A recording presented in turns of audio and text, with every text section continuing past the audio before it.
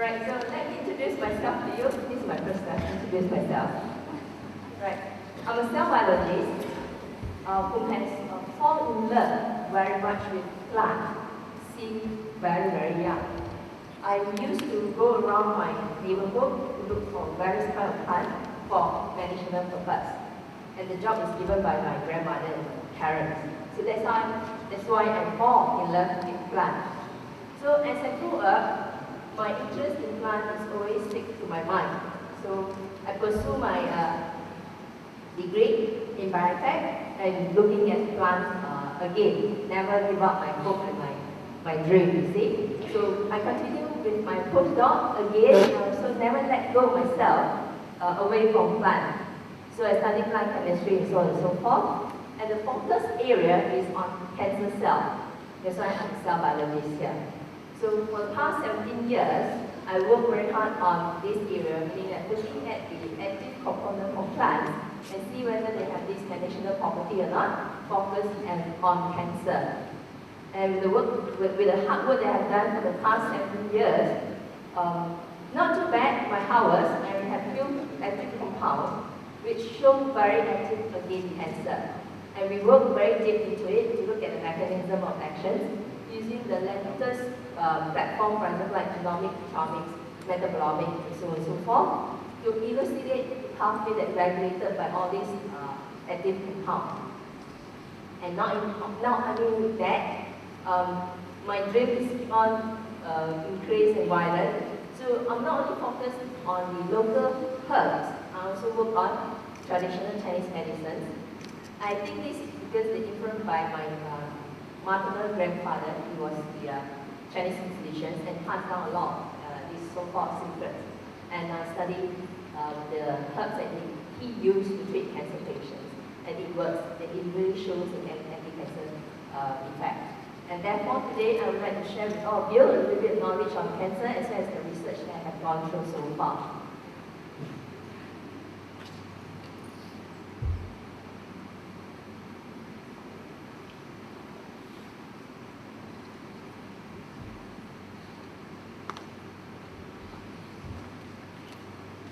Right. So today our focus is on the cancer awareness, and my topic will be on cancer prevention. I think this is one of the topics that we'd like to know so that we know what to do to combat cancer. And the knowledge on cancer is very much important for us to set the right strategy to combating cancer as well, right? So with the information that we're going to get today on cancer awareness and plus cancer prevention, we hope that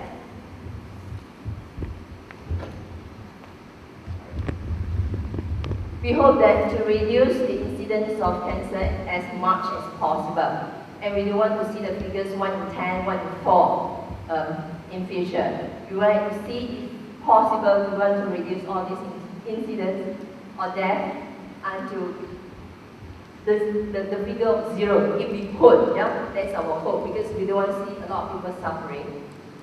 Alright. So currently everybody aware that weather is a problem to us, too hot, too cold, landslides, things like that. We all burden with all these problems, and a lot of people thinking of how to overcome it, correct or not? Yeah?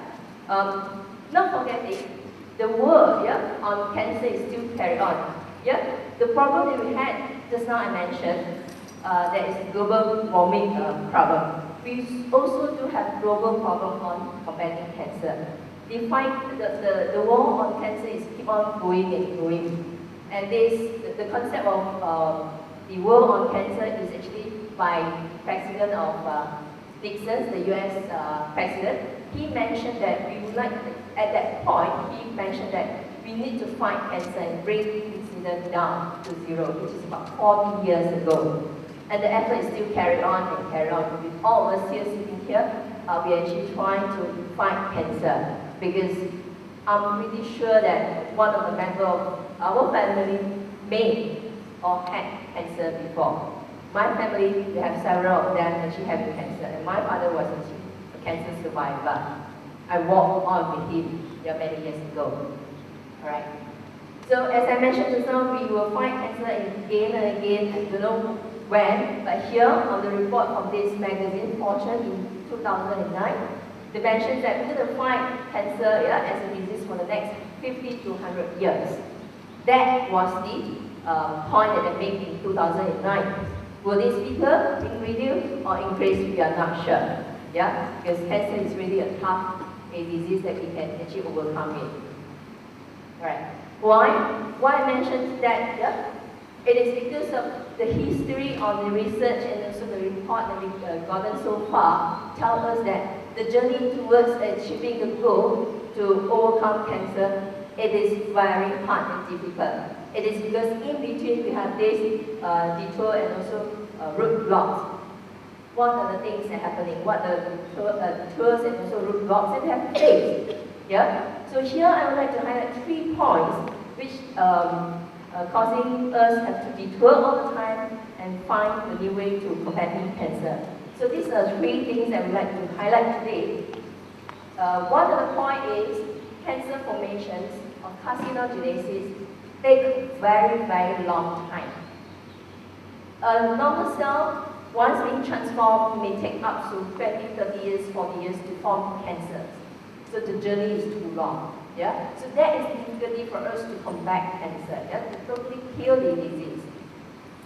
The second point here is involve multiple genetic mutations.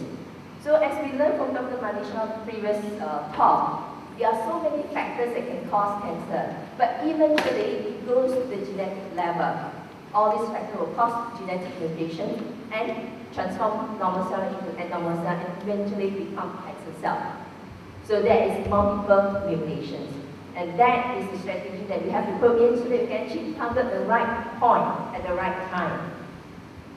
The third one I would like to highlight here, not only we having multiple mutations, genetic mutations, we also do have multiple signaling pathways that involve in cancer formations. Meaning that in order for a cell to become cancer, they are not only follow one pathway, one way, but there are many, many ways that they can go through and becoming cancer cell. If you want to kill cancer cell with pathway A, they can shift their mind, adapt themselves, and change to pathway B, and carry on with their life, and multiply it like nobody's business.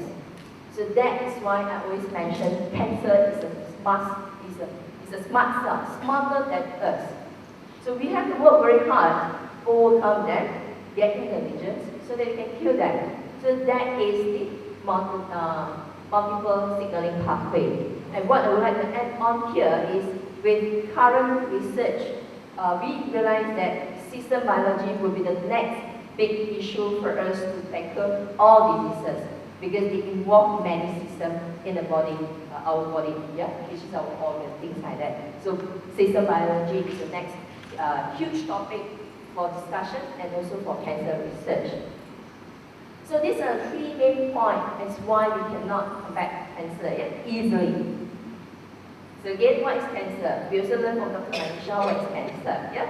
So simple as that. Cancer is a global burden. Don't you all think so? It's a global burden to us.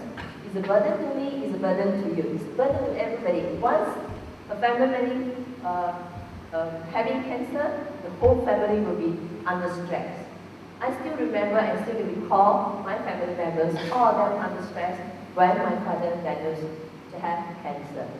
And the time is very difficult to go through. So that is the burden. And statistics, back in 2008, we have 12 million, about 12 million new cases. But then in coming year, 2030, you're going to have 51 million new cases. Why is this thing happening? Despite the new discovery, the new treatments that all scientists and clinicians work very hard on it to treat cancer, why is this figure still increasing? Have you ever asked yourself why? Must we have a reason behind? And in 2030, we're going to have 13 million cancer deaths for all these cancer patients. So the number is also increasing. In Malaysia, this is a figure that I got from the registry, Malaysian registry. 1 in 4 will have cancer, and we have 21,000 out of 25 million of billion that we have, the population. this number of patients will have cancer. Yeah? Right? These are the main cancer that commonly found among cancer patients. And why is that? Show that we have lung, breast, colorectal, stomach, and liver. And why other cancers are lower incident? So somebody somewhere must tell us why only this type of cancer are famous, are common. It must be have some reason behind. Yeah? Right. So a recap of what we have learned from Dr. Manisha, again the factor, yeah, cancer causing factor here. So these are the factors that actually contribute to genetic mutations and eventually transform normal cell into cancer cell. And it will take years, as I mentioned just now, it could up to 30 years, 40 years. It is actually depending, yeah? Right. So now I'd like to present all of you with a very short video presentation of the transformation of normal cell into the cancer cell.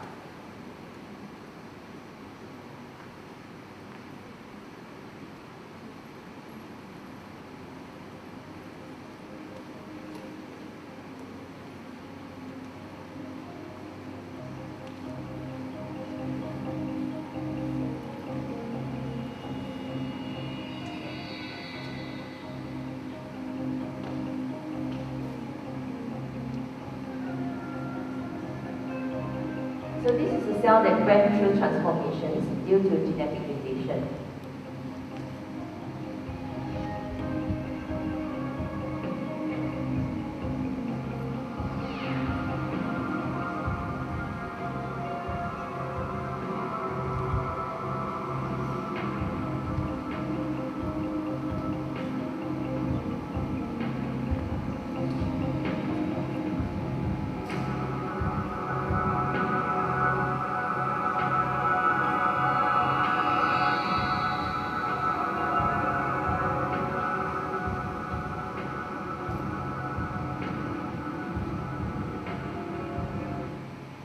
So that was a very short video presentation about the transformation of normal cell to cancer. It happens very, very fast.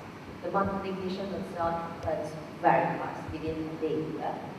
So this picture here just to tell us that in order for normal cells to become cancerous cells here, it will take years. So they begin in one single normal cell, transform into the abnormal cell, and they will grow bigger lung, yeah? Larger lung. And this process will carry on up to this much.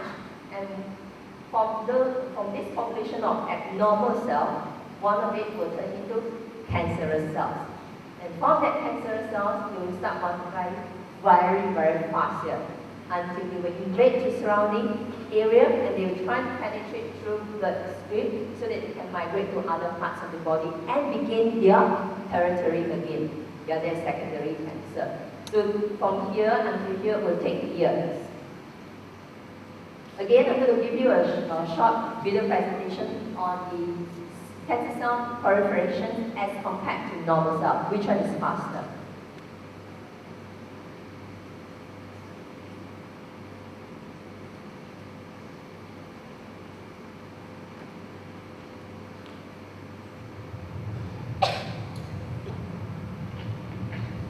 This is normal cell division.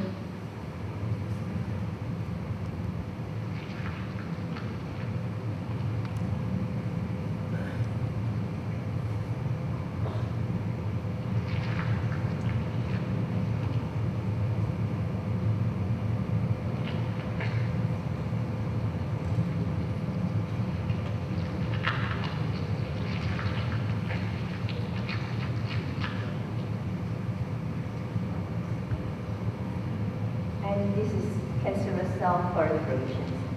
The yellow one is the cancer cells.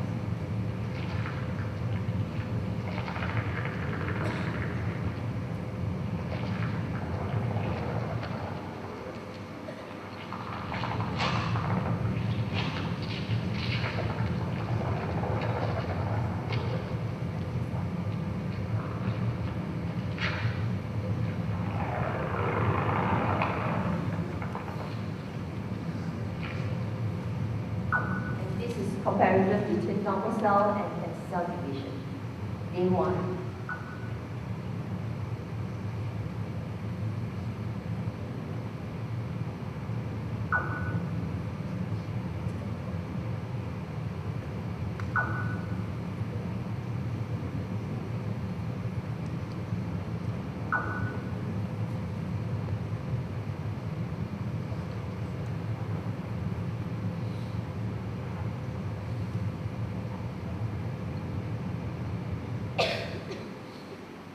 Alright, so do you understand how far it is? On the 5th day, normal cells have 88 cells. But for cancer cells, it reaches 1,500 cells. It's very, very fast. So we're going to think of a way how to stop them from dividing. We don't want to hit them too much, yeah? Right. So here, another pictures to show us that cancer cells are so smart. They have many legs and they have many hands, so that they can move around. So meaning that, scientifically, cancer cells can express many types of enzymes to digest surrounding tissue, so that they can open their own path and they can migrate to other parts of the body. So I would like to show here, this is a cell that expresses a lot of enzymes to digest the surrounding tissue, and they penetrate and they move around. Cancer cells can move. Once they find the way they can move on, for example like bloodstream, yeah, blood vessel here, the cancer cell from this tumor will migrate and then move along with the bloodstream to other parts of the body, wherever they would like to go, yeah? And once the tumor cell form the lump or the mass here, they are not only smart eating and stealing all our diet, they also very smart building new blood vessels, so that they can move around and also can absorb more nutrients for them to grow faster and faster. Yeah? That's called angiogenesis, process of angiogenesis.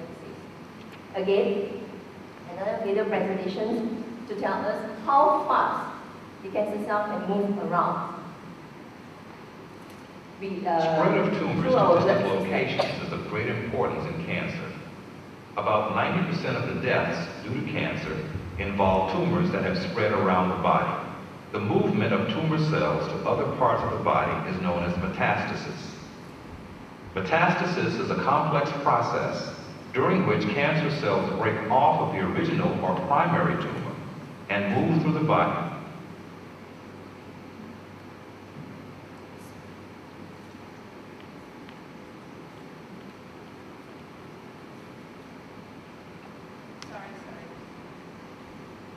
Spread of tumors to distant locations is of great importance in cancer.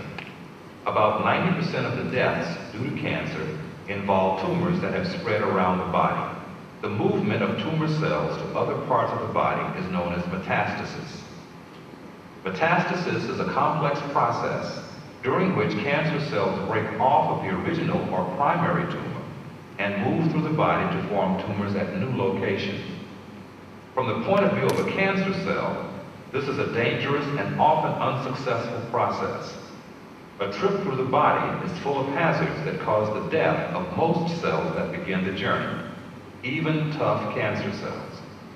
To begin the process, individual cells must break away from the tumor and invade nearby vessels. The cells crawl along the surface of other cells and the fibrous, stringy structure surrounding them, and then force their way in. Shown here is the invasion of the blood supply. Once inside a blood vessel, the cancer cells may perish from a variety of causes.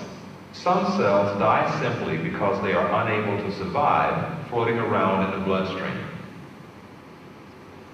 Others may become damaged and die when they squeeze through tight spaces or bump into the walls of the blood vessels.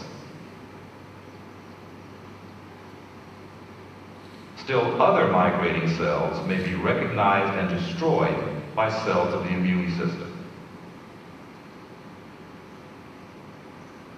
How and where the migrating cells stop is different for different cancer types. Once the tumor cells are no longer moving, they can begin the process of forming a new tumor by leaving the blood vessel and beginning to reproduce in the new location. This does not always occur, and cells that have made it this far may still die or fail to divide. If the new environment is suitable, the newly arrived cell will begin to grow and a new tumor will develop.